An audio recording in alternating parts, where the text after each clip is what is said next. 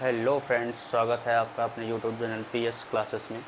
आज हम लोग बात करेंगे क्लास 10th के मैथमेटिक्स, जिसमें चैप्टर नंबर 1 चल रहा है। इसमें हम लोग पढ़ने वाले हैं एचसीएफ और एलसीएम, जिसको हम लोग पढ़े हुए हैं महत्तम समापवर्तक और लघुत्तम समापवर्तक। बेसिकली इन दोनों में जब सवाल आपको मिलेगा तो कभी कभी बच्चे कंफ्यूज हो जाते हैं कि एचसीएफ निकालना है कि एलसीएम निकालना है।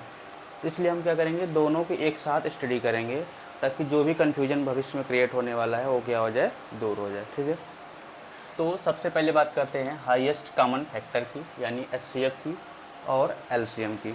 ठीक है, तो हाईएस्ट कॉमन फैक्टर का मतलब क्या होता है कि ये ऐसी सबसे उच्च संख्या होती है जो दो संख्याओं को, दी हुई संख्याओं को पूरी तरह से विभाजित कर ले। शब्दों पे ध्यान दीजिएगा, यही अंतर होता है, कि यही कन्फ्यूजन होता है। ये सबसे उच्च संख्या होती है। मान लीजिए कोई संख्या दी हुई है, जैसे मान लीजिए हम लेते हैं 8 और 12, तो कहेगा कि इसका एचसीएफ ज्ञात कीजिए।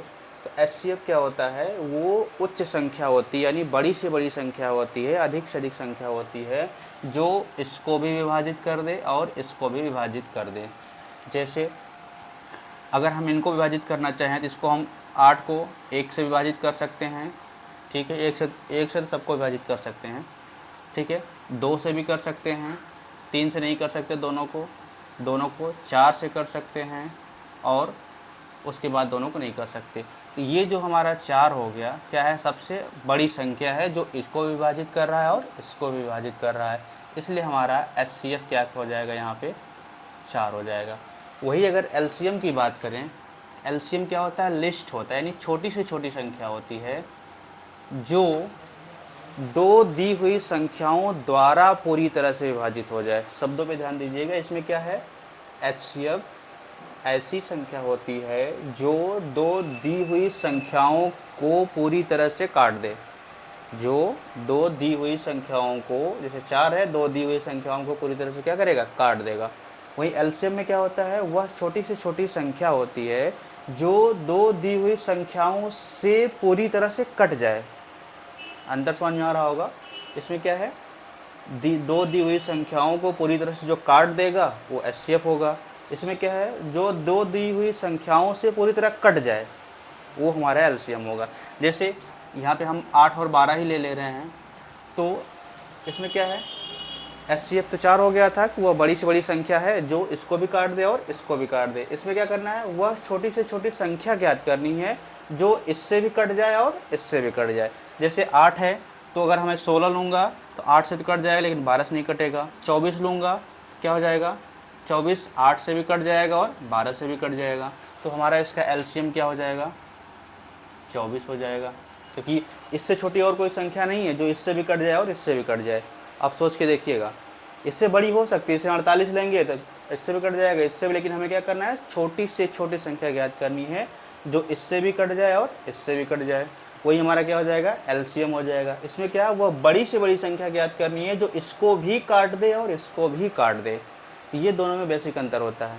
ठीक है, तो ये हमारे पास एचसीएफ निकालने की दो विधि होती है, यूक्लिड विभाजन और गुणनखंड विधि। एलसीएम निकालने की भी दो विधि होती है, भाग विधि और गुणनखंड विधि।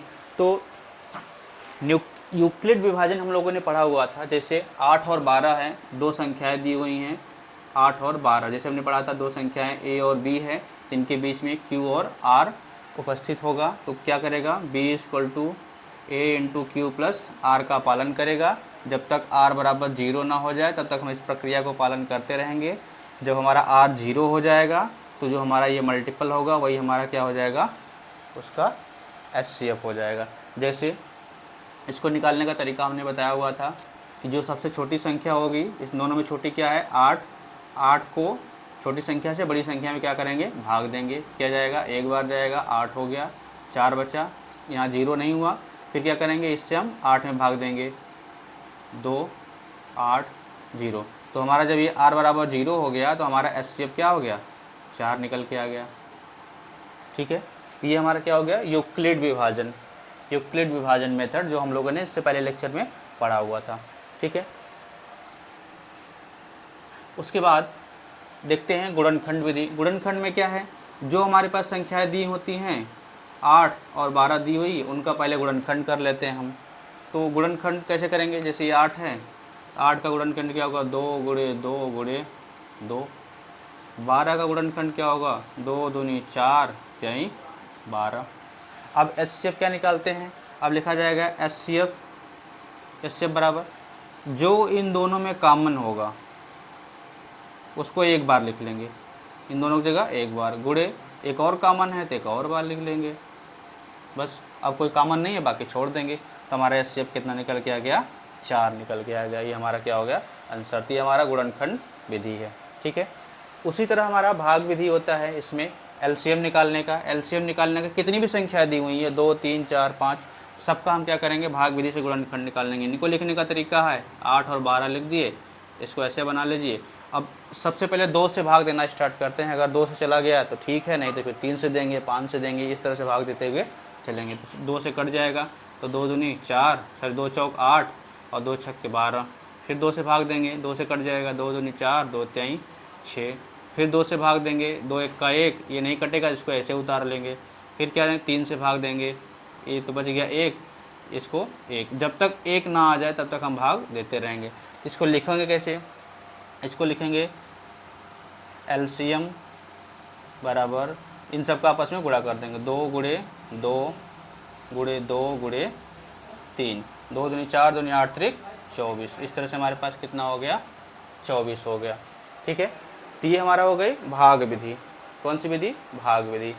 गुणनखंड विधि ऐसे सेम निकालना है, गुणनखंड विधि जैसे निकला था। जैसे ये हो गया 8 का गुणनखंड करेंगे 2 गुणे 2 गुणे 2। 12 का गुणनखंड करेंगे 2 गुणे 2 गुणे 2 दूनी 4 त्याई 12। अब यहाँ पे लिखेंगे LCM बराबर क्या होगा, जो कॉमन है उसको एक बार लिख लेंगे। ठीक है, जैसे HCF में कर रहे थे, जो कॉमन है उसको एक बार लिख लिए, जो कॉमन है उसको एक बार लिख लिए। फिर ये भी कॉमन है, इसको भी एक बार लिख लेंगे। अब इसमें क्या होगा, इसमें तो छोड़ दे रहे थे, HCF में जो कॉमन था उसको लिखने के बाद सब छोड़ दिए, लेकिन इसमें क्या होगा, जो बचेगा उसको अभी लिख लेंगे। एक यहाँ 2 बचा है, 2 लिख लिए, एक यहाँ 3 बचा है, 3 लिख लिए। तो कितना हो गया, 2 दूनी 4, 4 दूनी 8 त्रिक 24। हमारा LCM कितना हो गया, 24। तो इस तरह से हम क्या करते हैं, LCM और HCF को निकालते हैं। HCF क्या होता है, हाईएस्ट कॉमन फैक्टर होता है, वो सबसे बड़ी से बड़ी संख्या होती है जो 2 दी हुई संख्याओं को पूर्ण रूप से विभाजित कर दे, यानी पूरी तरह से उसको काट दे। वही LCM क्या होते हैं, वो छोटी से छोटी संख्या होती है जो 2 दी हुई संख्याओं से पूरी तरह खुद कट जाए, वही हमारा क्या हो गया, LCM हो जाता है। ठीक है, अब इसमें जो सवाल बनते हैं उसमें आपको ये नहीं कहेगा कि आप HCF निकालिए। HCF निकालने के लिए मान लीजिए बोल दिया, तब तो आपको क्लियर है, कर ले जाएंगे। लेकिन पूछेगा वो बड़ी से बड़ी संख्या ज्ञात कीजिए, वह बड़ी से बड़ी धारिता क्या होगी, वह बड़ी से बड़ी माप क्या होगी, इस तरह से बड़ी बड़ी शब्दों का प्रयोग इसमें होगा, या उच्च शब्दों का प्रयोग होगा। उसमें जब भी पूछा जाएगा हमेशा छोटी से छोटी संख्या पूछी जाएगी या छोटे छोटे शब्दों का प्रयोग होगा। ठीक है, तो इस तरह से हमारा हो गया HCF और LCM। मुझे उम्मीद है कि आपको ये सारी कन्फ्यूजन जो है वो क्लियर हो गया है। मिलते हैं अगले लेक्चर में, तब तक के लिए जय हिंद।